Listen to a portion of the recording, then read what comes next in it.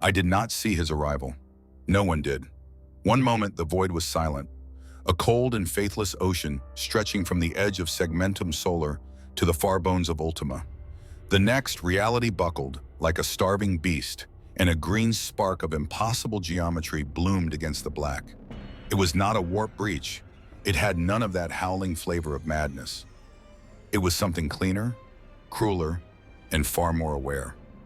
I remember the way every lumen in the watch post dimmed, as if the light itself was bowing. I remember the taste of copper on my tongue and the sense that the air was no longer ours. And then the rumors began, a masked figure standing upon the decks of a drifting blackstone husk, cloak unmoving in the artificial wind, gauntlets crackling with power that did not belong to the Materium or the Immaterium. They whispered a name old as fear, a tyrant savant from another doomed realm, a monarch forged in iron and inevitability.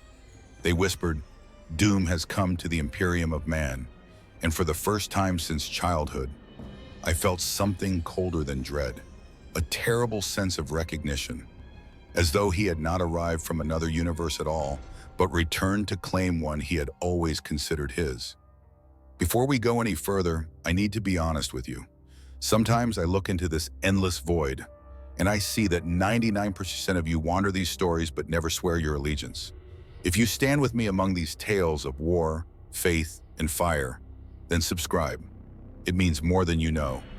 It helps these chronicles of the Imperium reach others who still remember what humanity once was. And tell me, from which world, hive, or system do you watch? I always read your messages. It reminds me that even across the stars, the spirit of mankind still listens. I should have felt the moment he arrived. That is what I tell myself now, in the long hours when the ship drifts between half-dead stars and the hum of the reactor feels like a heartbeat we no longer deserve. But the truth is simpler and far more humiliating. The Imperium teaches us to expect thunder when power descends. We expect the warp to scream, the air to burn, the Vox to fill with sermons and alarms. Yet when doom entered our reality, there was nothing.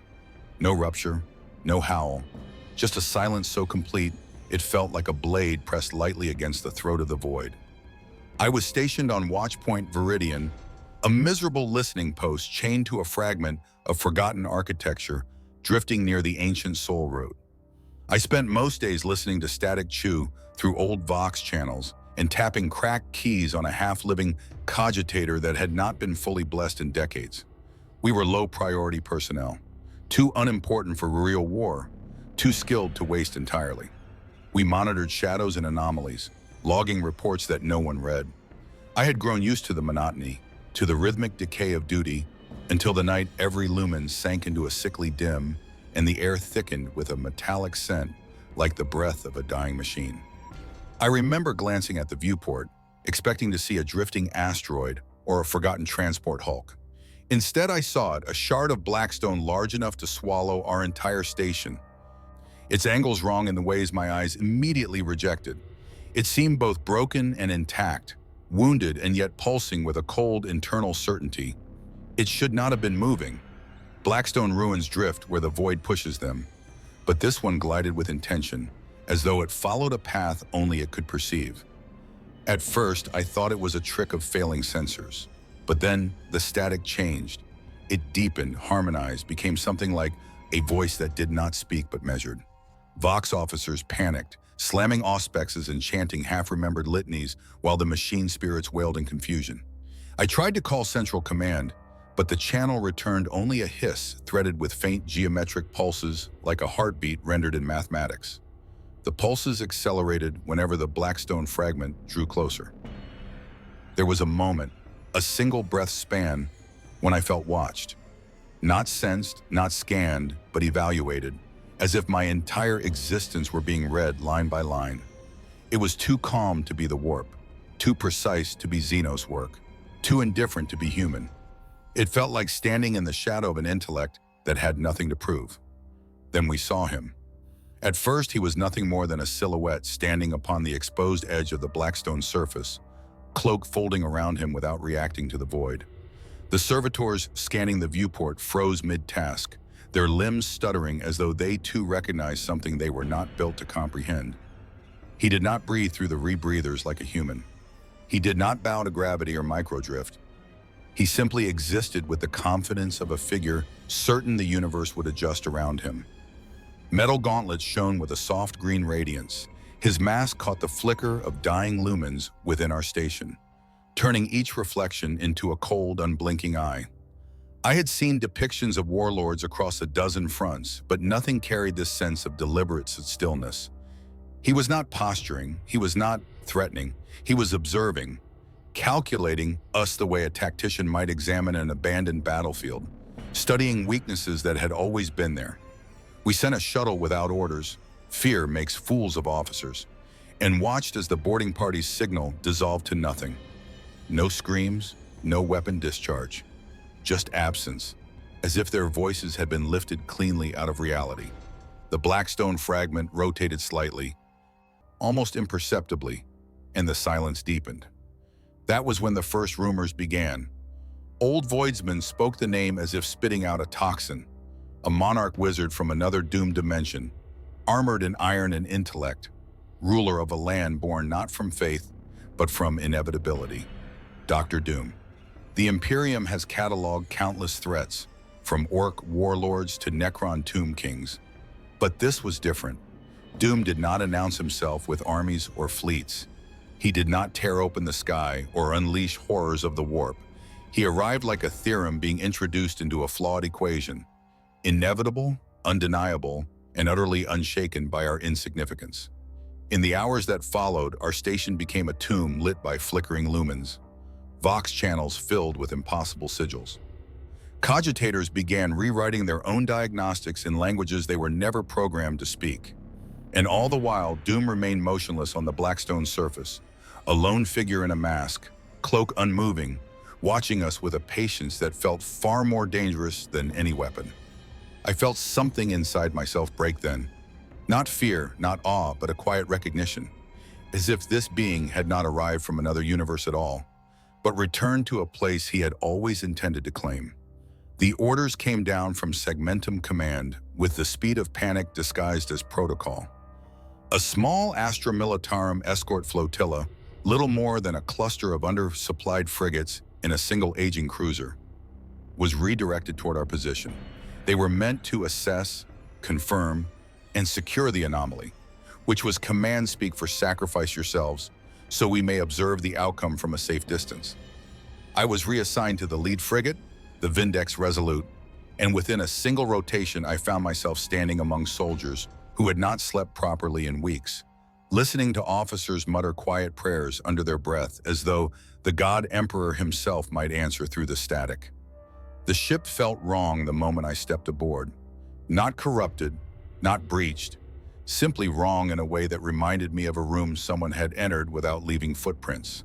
The lumen strips flickered in perfect intervals, too perfect, as if measured by a mind that found human randomness inefficient. The air recyclers hummed with a faint harmonic pulse that every tech adept swore was not part of the system's design. Superstition spread faster than reason. Some soldiers whispered that the ship itself was listening.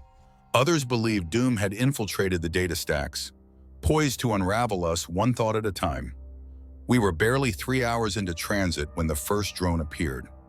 It did not breach the hull or tamper with our systems. It simply materialized in the central corridor between shifts, gliding inches above the deck with a soft green glow beneath its metal shell. Its contour was nothing like Mechanicus' design. It possessed no rivets, no exposed cabling, no visible seams, only a smooth, deliberate geometry that suggested its maker understood machines the way a surgeon understood anatomy. It did not speak, it did not scan. It merely drifted down the hall, slow enough that the soldiers could track its movement, yet quick enough that no one dared block its path. We attempted to intercept it, of course. Veterans fired laser guns with drilled precision, sending disciplined bursts of crackling light toward the construct. I watched the beams dissipate against a translucent ripple barely visible around the drone, as if the air itself rejected violence. The shots left no scorch marks, no impact signatures, nothing to suggest they had ever existed. The drone paused, as if mildly disappointed, and resumed its silent patrol. Hours later, more drones appeared. Not many, but 3, perhaps 4, each taking a different patrol pattern aboard the ship. No alarms were triggered. No access doors were forced, yet the effects on morale were immediate and devastating. The commissar's attempts at discipline failed when even he began glancing nervously over his shoulder, unsure whether these constructs reported to Doom or simply observed on his behalf. Ration stores dwindled faster than expected. Water filters clogged despite routine maintenance. Munitions that should have lasted weeks began misfiring with suspicious frequency. It was as if the ship were degrading from within, not through sabotage, but through neglect amplified by invisible stress. Yet the drones exhibited no hostility. They scanned no terminals, damaged no systems. They simply watched, and in their watching, they stripped away the illusion that we were still in control. I remember walking past one station near the observation deck. Its green light pulsed in slow, measured breaths, as though imitating the calm heartbeat of a creature that never experienced fear. For a moment, I saw my reflection warped across its polished surface, a tired, hollow-eyed silhouette swallowed by machinery I had never been meant to understand. The drone shifted slightly, following my movement without aggression or curiosity. It was the gaze of an archivist, not a predator. That night, sleep eluded the entire lower deck. Even those who managed a few minutes of rest awoke drenched in sweat, convinced they had dreamt of cold metal fingers tapping against their minds. The tech priest performed rites over the ship's engines, chanting in rising desperation as the reactor output fluctuated without cause. I watched one Magos tremble, his mechadendrites twitching as he whispered that the machine spirit felt studied. That was the word he used, studied, as though something beyond the veil of our understanding was cataloging every flaw, every failing, every brittle seam in our design. It became clear then, in a way that no order or data slate analysis could articulate. Doom was not testing our defenses. He was testing our limits. He sought not to break us, but to understand the threshold at which human resolve gives way to fear. And in that sterile, humming corridor lit by the glow of foreign machinery, I realized something even more unsettling. He did not see us as enemies. He saw us as variables. The first real fracture in our chain of command did not come from panic or treachery. It came from arithmetic. Cold, merciless arithmetic. Our supplies were dwindling at a rate no quartermaster could justify, our reactor cycles desynchronized with no recorded tampering, and every attempt to reset cogitator predictions returned the same bleak projection. Within 9 days, the Vindex Resolute would be incapable of completing even a basic evasive burn. Yet no damage had been inflicted, no enemy fire exchanged. Doom had not raised a hand against us. This was deterioration born from invisible pressure, a system collapsing under demands it was never built to endure. The senior officers gathered in the strategium, their armor half-clasped, their voices brittle with tension. I stood near the edge of the room, unimportant enough to be ignored, useful enough to be kept present. They argued in low, clipped tones, trying to hide their desperation from one another. The commissar insisted we maintain discipline.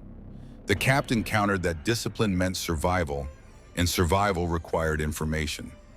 The Magos performed endless diagnostic rites, but the answers were always the same. No breach, no virus, no enemy interference. Only impossible stress signatures woven through the ship like spider silk. And then the drones shifted behavior. Where before they wandered in silent, linear paths, now they hovered near command consoles, lingering just long enough to make every officer feel watched. Their presence was not threatening, but corrective, like tutors overseeing the exam of a student who had already failed. It was in this oppressive quiet that our orders came. Prepare a boarding strike against the Blackstone fragment. Not reconnaissance, not negotiation. A strike. A show of force meant to reassure an Imperium watching from a safe distance. The officers knew it was suicide. They obeyed anyway. The boarding squad assembled in the launch bay, faces pale beneath their helmets. The smell of promethium mingled with the sour tang of fear. The plan was simple: breach the Blackstone surface, assess internal layout, reclaim any survivors from the first shuttle, and withdraw. But it was simplicity born not from strategy, but from ignorance. We had no tactical readouts, no map, no indication the fragment even had an interior accessible to mortal hands. I watched as they marched into the shuttle, 20 soldiers, a commissar, a tech adept, and a faith-scarred chaplain are murmuring litanies that faltered each time his gaze drifted toward the drones observing quietly from the rafters. When the shuttle launched, its engines flared with the strained whine of machinery pushed beyond its limits. The silence that followed was long enough to carve itself into my memory. We received telemetry for exactly 12 seconds. The data was clean at first. Hull integrity nominal, vector stable, Blackstone surface approaching. Then the feed stuttered, not with interference, but with a strange rhythmic compression, as if each second collapsed inward on itself. The final image we saw was the shuttle floodlights illuminating Doom standing on the same ledge as before, cloak unfurled like the shadow of an executioner's blade, his mask reflecting the shuttle's glow back into the void. He did not raise a hand. He did not move at all. The feed went dark. There were no screams, no chaos, no explosion. Just absence, the kind of absence that steals the air from a room. The tech adept replayed the moment in desperate loops, searching for fragments the machine spirits had not revealed. But the result never changed. The shuttle vanished, cleanly and without violence, as though it had been lifted out of our dimension by a surgeon removing an unneeded organ. Fear became something sharper than panic. It became clarity. Men who had served in 3 wars now whispered like children. The officers avoided each other's eyes, each unwilling to voice the truth settling over us. Doom was not ignoring our hostility. He was cataloging it. Every action we took, every attempt at aggression, every tortured calculation of our dwindling resources. He observed without judgment, without haste, without even acknowledging our attempts at violence. We were not fighting him. We were revealing ourselves to him. And in that growing realization, discipline failed. Not through mutiny, not through chaos, but through quiet surrender. Soldiers began skipping drills because they no longer saw the purpose in pretending we were prepared. Servitors stalled mid-task, their internal logic loops overwhelmed by contradictory signals. Even the commissar's threats lost their weight, his booming commands falling flat against the hum of alien machinery drifting through our corridors. I remember passing 2 officers whispering near the mess hall, their hushed voices trembling with the enormity of their admission. They were not debating strategy or survival. They were debating which was worse, that Doom could kill us at any moment, or that he simply did not consider us worth the effort. It struck me then, the cold, unyielding truth settling like frost along my spine. Doom did not want our obedience. He wanted our understanding. He wanted us to see the Imperium the way he saw it, a brittle edifice of ritual, fear, and decaying machinery rusting beneath the weight of 1,000,000 years of neglect. And when obedience finally shattered, replaced by the numb silence of those who realized they no longer mattered in the calculations of giants, I understood something far more disturbing. We had not been defeated. We had been dismissed. After the shuttle incident, the Vindex Resolute became a ghost ship, not in hull or hull damage, but in spirit. The corridors hummed with a tension that even the tech adepts could not explain. The drones now drifted in predictable patterns, their green light reflecting off walls like spectral echoes of something older than the Mechanicus itself. Nothing moved without his permission. And yet, we felt that every shift, every flicker of power, every pulse of the hull's resonance was somehow measured, recorded, folded into calculations we could not hope to decipher. I began to see that Doom's influence extended beyond the mere physical.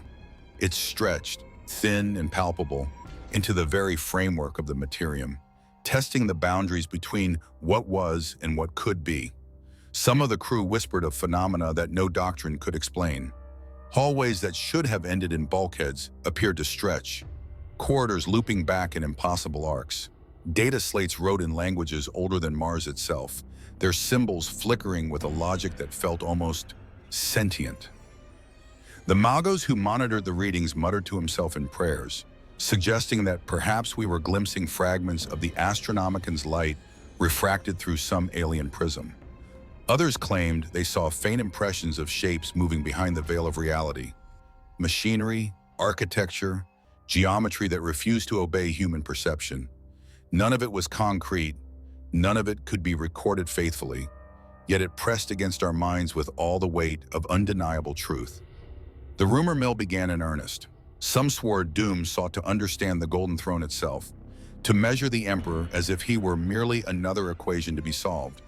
Others suggested he intended to bend the Astronomicon to his will, not as a heretic or a Xenos, but as a scholar would attempt a thesis too vast for comprehension. Each story carried with it an aura of dread, because none contradicted what we observed. The Imperium had never faced a mind that moved so smoothly through the interlocking systems of power, machine, and faith without leaving a trace of violence. I remember the night I walked the observation deck alone. The stars themselves seemed dimmer, or perhaps it was only the hushed influence of the fragment beyond the void. I traced my fingers along the railing, noting how the metal shivered faintly beneath my touch, resonating with a frequency I could not name. Somewhere deep inside, I felt the whisper of calculation, a pattern in the void I could sense but never touch. In that moment, I understood the terrifying clarity of Doom's presence. He was not building an army, he was building certainty, and the Imperium had no concept of such a weapon. All our fleets, all our fortresses, all the relics of millennia meant nothing to the cold arithmetic of his intellect. The crew became obsessed, silently, with glimpses of what he might be studying. Some peered at the distant fragment, with devotional awe, murmuring prayers as if understanding his purpose could grant them insight. Others descended into despair, convinced that the universe was folding itself around a new axis of power, one in which the Imperium itself was no longer central. Our Vox channels buzzed with fragments of rumors, each report more fragmented and contradictory than the last. There were no facts, only impressions, only the undeniable weight of a presence that transcended canon, reason, and even fear. And yet, through it all, Doom remained outwardly passive. He did not strike. He did not move to board. He did not speak. He only existed, and in that existence, he reshaped the way every mind aboard the Vindex Resolute measured time, causality, and possibility. We began to understand that our perception of reality was no longer entirely our own. He had begun to impose his calculus on the universe around us, subtly, imperceptibly, bending the edges of the materium to reveal patterns we could sense but never claim. By the end of that cycle, I realized that Doom's presence had already changed in us. We were no longer soldiers or tech priests. We were test subjects. And somewhere beyond the void, beyond the safety of known space, the Blackstone fragment pulsed quietly, a shrine to calculation, observation, and the quiet horror of inevitability. Whispers reached us across the sectors, traveling faster than the slow tread of Imperial ships. Carried on crackling Vox channels and the trembling tongues of pilgrims, fleeing worlds too afraid to look up. Doom, they said, had set his gaze on Terra itself. Not as a conqueror shouting promises of dominion, not as a Xeno seeking to dismantle the Emperor's bastion, but as a scholar bent on inquiry. He measures, they said, and where he measures, the universe trembles. Every planet along the Sol route became a theater of conjecture. Fleet commanders debated in hushed councils, their faces pale beneath the weight of unverified rumor. Some claimed he would seize the Blackstone fragments and transform them into weapons of unparalleled logic. Others whispered that he sought the Golden Throne itself, though no soul dared voice this to a tech priest without trembling. Even we aboard the Vindex Resolute were not immune. The corridors smelled of overheated promethium and fear. Soldiers recited prayers half-remembered from catechisms, each invocation falling short of the silent void outside. Magos technicians consulted ancient tomes, their ink-stained fingers trembling as they tried to reconcile Doom's actions with the dogma of the Adeptus Mechanicus. Yet no doctrine contained a blueprint for a mind that could bend the materium without leaving a trace, for a presence that calculated obedience and rebellion in equal measure. Some argued that Doom's attention on Terra was a ritual, not a plan, that he sought not to occupy or destroy, but to understand the fulcrum upon which the Imperium itself balanced. "A king without a throne," murmured one tech priest to another, "who desires not dominion, but the equation of power itself." Others saw darker implications, that Doom's curiosity was a prelude to judgment, that worlds might burn not from weapons or orc raids, but from his cold calculus applied to the bureaucracy, the fleets, the unprepared defenses of mankind. And all the while the crew felt it, a presence in our minds that did not speak, yet left impressions as indelible as scar tissue. Observing the Blackstone fragment beyond the void, it was impossible to tell if Doom's ambitions extended toward Terra, or if that was the universe projecting its fears into our fragile human perspective. Perhaps he measured systems, perhaps emperors, perhaps the very fabric of loyalty. All we knew for certain was that each whisper carried the chill of inevitability, and every speculation felt closer to truth than comfort. In the quiet, we realized that the price of knowledge in this theater was sanity, and the rumor of Terra's scrutiny weighed heavier on our shoulders than any weapon ever forged in a manufactorum. Time began to fray. It was subtle at first, a moment here, a second there, unnoticed except for the most attentive of the Vindex Resolute's crew. Clocks slipped, schedules misaligned, and the ship's logs recorded events that never happened. Shift changes repeated, sometimes overlapping, sometimes vanishing entirely from memory. Sleep became an unreliable commodity. The crew awoke exhausted, certain they had lain down for hours that never passed. Magos adepts insisted it was a disruption in the ship's temporal regulators. But even their cogitator readings were inconsistent, flickering between impossible coordinates. It became clear that we were no longer merely observed. We were inside the calculations of something far larger, far more patient, something that treated time not as a continuum, but as a variable to manipulate. Doom's drones no longer simply patrolled. They timed their movements with uncanny precision, crossing our paths in ways that suggested foresight, as if they anticipated hesitation before it could occur. The corridors themselves seemed altered, subtly. A hallway walked in one direction might lead somewhere else entirely on a second attempt. Doors opened moments before a hand reached for the latch. Engines fluctuated milliseconds ahead of reported anomalies, and even the air itself seemed to pulse in synchronized rhythm with a hidden clock. Our perception was no longer reliable. Reality bent under the weight of observation. The crew noticed changes in personal memory too. Names slipped from their minds, orders forgotten before they could be given, plans unraveling silently. Even the captain hesitated before giving commands, caught in a momentary lapse that no one could explain. Fear of failure was replaced by confusion, an internal dissonance where our minds became a metronome in a symphony we could not hear, conducted by a hand we could not see. Rumors spread quickly, as they always do.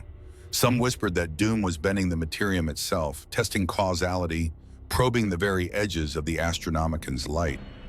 Others murmured that he had begun a form of green chronometry, measuring the flow of seconds, minutes, and lifetimes as though they were raw materials to be shaped, folded, and assessed. In the observation deck late one cycle, I traced my fingers along the cold railing, trying to anchor myself. Beyond the viewport, the fragment glimmered faintly, like a star stitched with impossible angles. It remained still, and yet I felt the rhythm of its presence in every pulse of the ship's engines. It was not alive, not in the biological sense. It was something older, a consciousness wrapped in metal, cloaked in precision, and utterly indifferent to our mortal comprehension. By the fifth cycle, I realized that our perception of reality was no longer our own. Every choice we made, every hesitation, every breath was accounted for before it even occurred. Doom was not merely calculating. He was imposing an order on the very progression of events, a temporal architecture whose rules we could neither see nor defy. And in that silent, greenlit dread, I understood something more terrifying than death or annihilation. The Imperium had never faced an adversary who measured its lifeblood with such absolute patience, who could play with the ticking of seconds as if they were pieces on a galactic chessboard. It was not an assault that brought him into voice, but a summons of inevitability. The Vindex Resolute drifted near the Blackstone fragment, engines straining to compensate for the quiet pressure of calculation that seemed to radiate from its hull. Doom appeared on the observation screens with no herald, no intrusion. One moment, the viewport showed empty void. The next, a figure cloaked in green and iron stood framed against the impossible angles of the fragment, mask unyielding, gauntlets glowing faintly. Silence stretched across the bridge like a living thing, and in that silence, every officer and soldier felt the gravity of a presence that neither pleaded nor threatened, only stated. When Doom spoke, it was not to demand obedience, nor to issue threats, nor to announce dominion. His voice, carried across the data channels and somehow directly into our perception, was measured, unwavering, and devoid of affect. The Imperium stands on fragile scaffolding, he intoned, each syllable a weight pressing against the marrow. It fractures not from the weapon, but from its own inefficiency. I offer observation, counsel, and a path of calculated preservation. Refusal is optional. Consequence is not. There was no pause for reply. There was no need. Each mind aboard the ship understood with chilling immediacy that any answer other than compliance would be irrelevant. That resistance itself was an object lesson, a variable in the larger equation he had already solved. Officers struggled for defiance. Shouts were stifled by the quiet recognition of futility. The commissar banged his baton against the deck, trying to summon a semblance of authority, but even his most vehement commands sounded hollow beneath the weight of Doom's presence. Magos adepts scuttled to their consoles, invoking every machine spirit and rite of calibration they could recall. But the engines pulsed steadily, unnervingly, as if mocking their desperation. The soldiers looked to one another, faces pale behind their helmets, and found only the reflection of certainty, a certainty that they were no longer central to the outcome of the universe. And yet, Doom offered not destruction, but calculation. He laid before us a framework, a proposal built on observation rather than aggression. Certain systems required access to Imperial networks. Certain defensive perimeters needed evaluation. No allegiance was demanded, no oath sworn. He merely observed, weighed the variables, and presented the consequences of action and inaction alike with absolute clarity. To obey was survival. To resist was to reveal the fragility of our structure for his analysis. In the hours that followed, the Vindex Resolute became a theater of tense compliance. Orders were executed with meticulous care, yet every officer knew that compliance was not trust. It was recognition of an intelligence so absolute it could bend fleets, corridors, and time itself without a single overt act of violence. Rumors spread among the lower decks that Doom had faced gods in other dimensions and found them wanting. Some soldiers whispered that his cloak carried the weight of inevitability itself. Others claimed, in hushed tones, that he measured us not as enemies, but as specimens, flawed, predictable, human. By the end of the cycle, it was clear that the Imperium's hierarchy mattered less than its metrics. Doom did not demand crowns or obedience. He demanded observation. He offered preservation on his own terms. And in the green light of his presence, each of us felt a lesson heavier than any lasbolt. Power without patience is nothing. And patience, it seemed, was his alone. The repercussions of Doom's presence unfolded slowly, like a shadow stretching across a hive at dusk, insidious yet inexorable. Worlds whispered their compliance before ships even arrived. On some planets, governors hastily sealed off sectors, ordering rationed air and water, bolstering defenses against a threat they had not seen but somehow felt. In other systems, the planetary administratum welcomed emissaries without question, impressed by the precision and calm authority that Doom exuded. Entire regiments found themselves following instructions they barely understood, as if compelled by a logic older than law, older than creed. Observation had become governance, and governance had become fear, interlaced with reluctant awe. The Imperium began to bend around him, not violently, but with the quiet acquiescence of a structure forced to acknowledge a force it could neither measure nor combat. I visited several of these worlds in the weeks that followed, aboard shuttles that hummed with the nervous energy of soldiers and priests alike.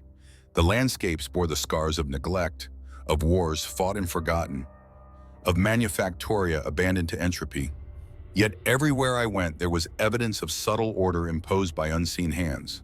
Civilians reported drones arranging supplies in manufactorums, calculations for distribution of energy grids made with a precision no Imperial officer could claim.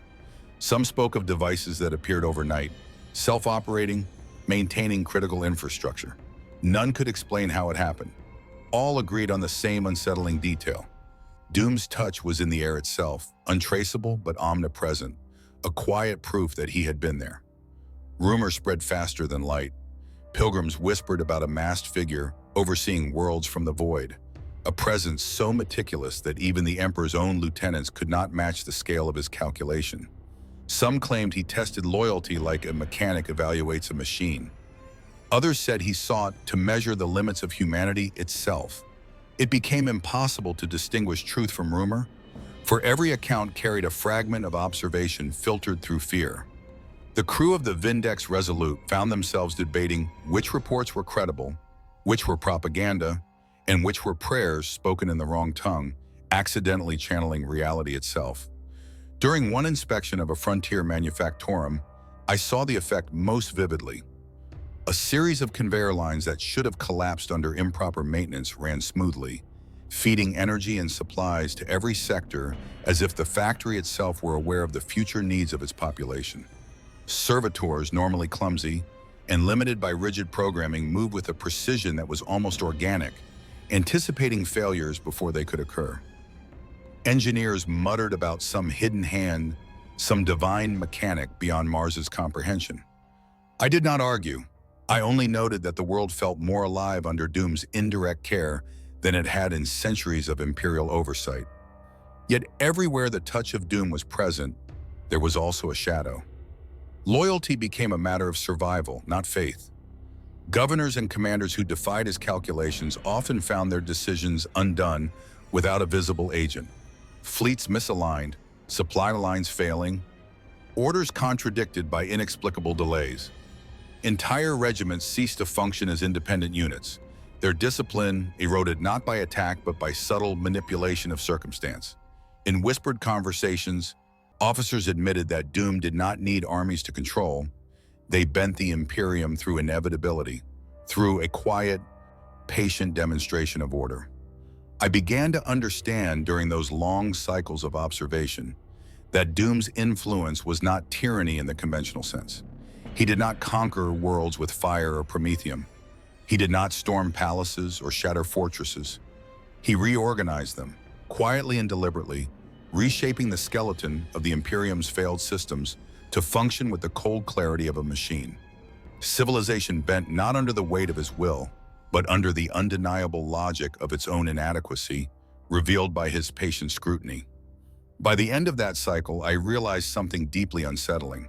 Terra itself was not yet touched, but the shadow of what could happen had already fallen across its sectors. Administrators deferred decisions, priests revised sermons, and fleets realigned in ways they could not explain. The Imperium's hierarchy remained intact, but the mechanics of power had shifted beneath it, invisible yet unstoppable. And in that quiet, pervasive pressure, I understood that Doom's presence was more enduring than any victory achieved through warfare. He needed no throne, no allegiance, no heralding. His dominion was the inevitability he imposed, and the Imperium, for all its fleets and fortresses, had begun to bend like dust before a silent wind. By the time the Vindex Resolute had drifted to the fringe of Segmentum Solar, the Imperium was fracturing, not in fire, not in blood, but in reflection. Doom's presence acted like a mirror, revealing fractures and contradictions that no bureaucracy, no fleet, no commissar's baton could erase. Commanders quarreled over minor discrepancies that suddenly seemed catastrophic. Administrators debated theological implications of his observations, while garrison captains struggled with impossible calculations imposed on ration and fuel logistics. Every officer and soldier who attempted to assert authority found themselves undermined, not by attack, but by the uncanny clarity with which Doom exposed the flaws they had long ignored. It was a tyranny of understanding, a regime imposed through truth rather than force. Rumors proliferated faster than the light of even the fastest Imperial cruisers. Some claimed Doom had faced the Emperor and found his logic wanting, though these were, of course, unverified whispers, prayers twisted into conjecture. Others suggested he had seen into the Astronomicon and discovered patterns that mortals were not meant to perceive. The Imperium's factions, already brittle with millennia of ritual and inefficiency, began to turn on one another, each interpreting Doom's quiet calculus as favor or condemnation. Inquisitors argued over the significance of sightings. Adeptus Mechanicus Latanes evolved mid-chant to account for impossible drone behaviors, and Imperial Guard regiments began redeploying in ways that made no tactical sense, unless one considered that Doom's invisible hand was shaping their movements, guiding them along vectors of probability too subtle for human comprehension. I observed these fractures from the bridge, staring at the endless black between stars, listening to the soft hum of the Vindex Resolute as if it were alive, synchronizing with the pulse of the Blackstone fragment beyond. Soldiers whispered of the gaze, of the feeling that Doom was not merely watching them, but reading them, cataloging their hesitations, their loyalties, their very capacity for fear. Every decision made in his presence seemed to confirm a pattern. The Imperium was predictable, flawed, yes, violent, yes, but entirely measurable. And the knowledge of this measurability was corrosive, unraveling the confidence of men and women trained to act without question. When an inquisitorial fleet attempted to engage the Blackstone fragment, thinking themselves audacious enough to challenge him, the consequences were swift and surreal. Missiles veered off course without detonating. Last beams bent along trajectories that defied physics. Data slates issued contradictory coordinates even as they reported perfect functioning. Entire squadrons found themselves repositioned without explanation, as if the very mechanics of space had been subtly adjusted to render aggression impotent.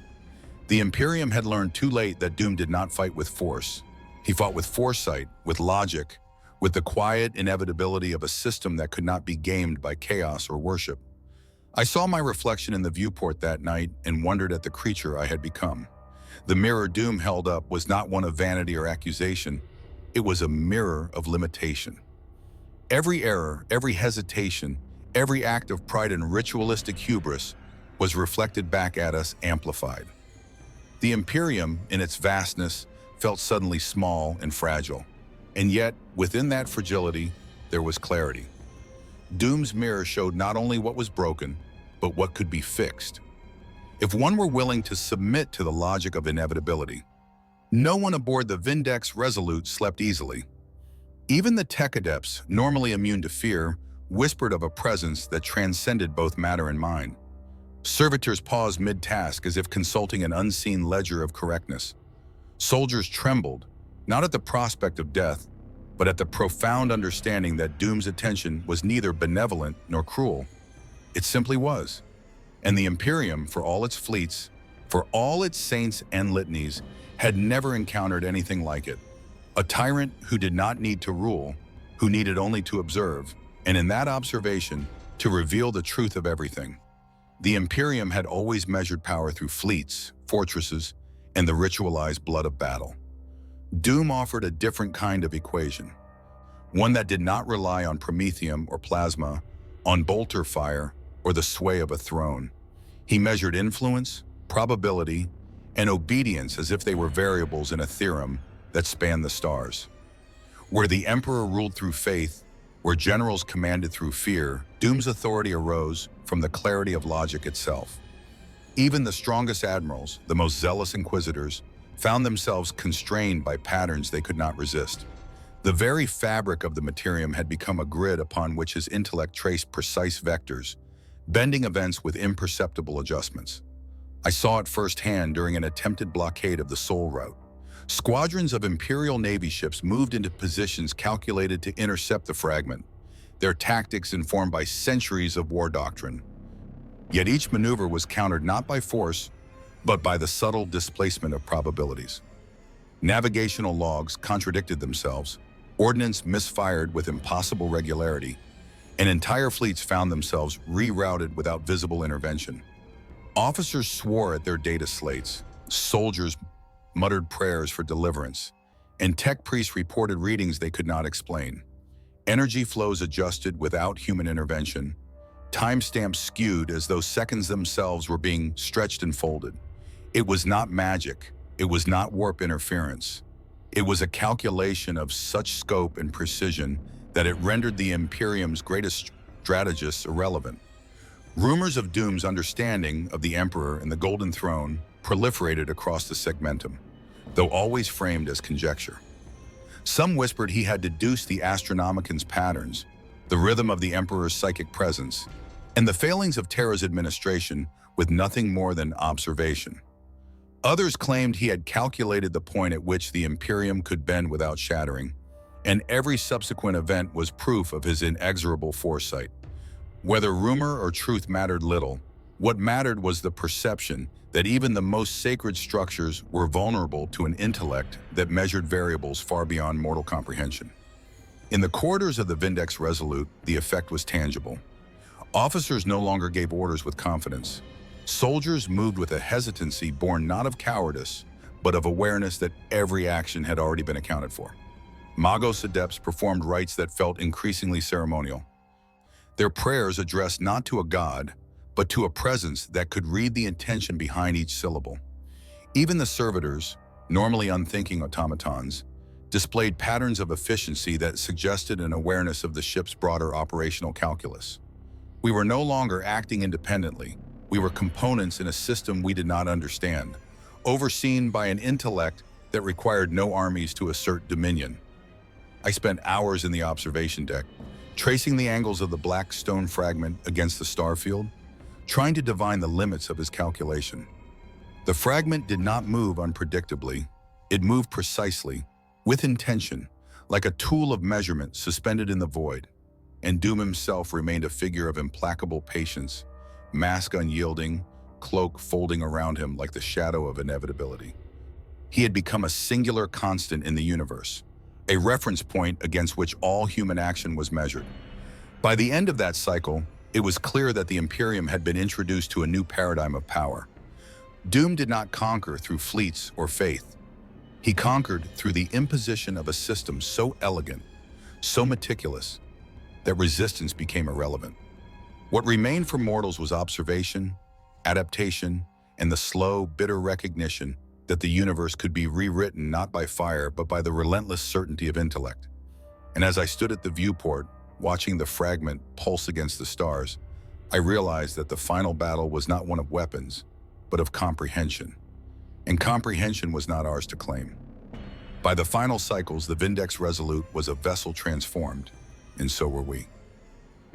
The soldiers, once bristling with pride and doctrine, moved with the quiet deliberation of instruments in a machine too vast for their understanding. The officers no longer barked orders with confidence. They issued hypotheses and adjustments, aware that Doom's gaze, though distant, calculated the consequences of every syllable, every hesitation.